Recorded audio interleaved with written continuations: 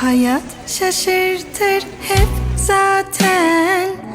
Ben bittim ay derken, hiç umudum kalmamışken bir güneş parlar bazen. Hayat şaşırtır hep zaten.